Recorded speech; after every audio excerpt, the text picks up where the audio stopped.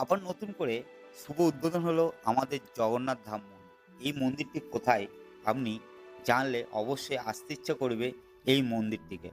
এটা হায়দ্রাবাদের বুকে ফক্সাগর সুভাষনগরে শুভ উদ্বোধন হয়ে গেল আমাদের জগন্নাথ ধাম মন্দির।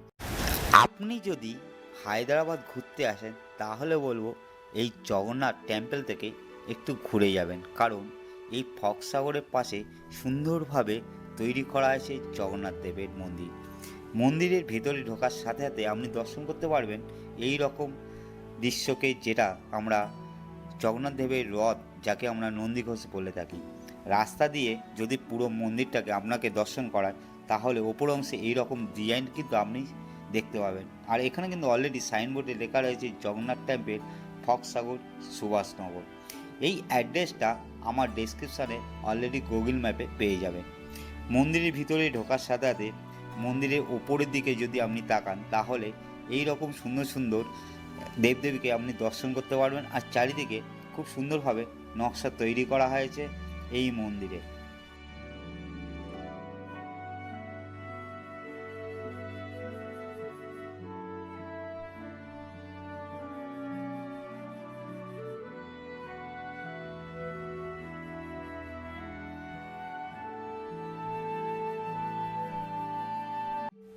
মন্দিরের সাইডে যে পাঁচিল দেওয়া আছে তাতে কিন্তু খুব সুন্দরভাবে দেবদেবীর নকশা তৈরি করা আছে।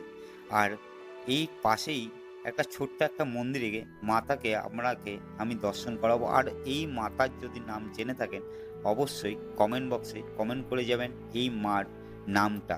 তা চলুন এই মন্দিরের সাইডটা আর চারিদিকটা আপনাদের ঘুরিয়ে দেখিয়ে দিই। জগন্নাথ দেবের মন্দির অলরেডি কিন্তু কাজ চলছে, এখানে কিন্তু রঙের কাজ এখনো কিন্তু এই মন্দিরের কাজ সম্পূর্ণ হয়নি। তার পাশেই ছোট ছোট মন্দিরে কিছু দেবদেবীকে আপনাদের দর্শন করাবো, যেটা আমাদের হিন্দু শাস্ত্রে রাম লক্ষ্মণ সীতা, বাবা ভজরং বলি, জয় হনুমানজিকে আমাদের দর্শন করানো।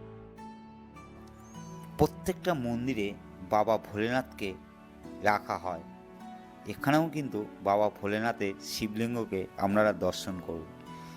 এই হায়দ্রাবাদের বুকে সবথেকে সুন্দর একটা জিনিস লাগে প্রত্যেকটা মন্দিরে বাবা ভোলেনাথের দর্শন।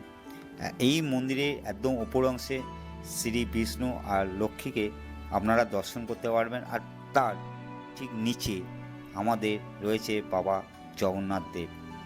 এই হচ্ছে জগন্নাথ দেবের টেম্পল, যেটা এই ফক্সাগর সুভাষনগরে আসলেই আপনারা দর্শন করতে পারবেন। তাহলে আপনি কি এই সুভাষনগর ফক্সাগরে আসছেন কি জগন্নাথ টেম্পল দর্শন করতে? যদি ভিডিওটা ভালো লেগে থাকে অবশ্যই কমেন্ট করে যাবেন। চলুন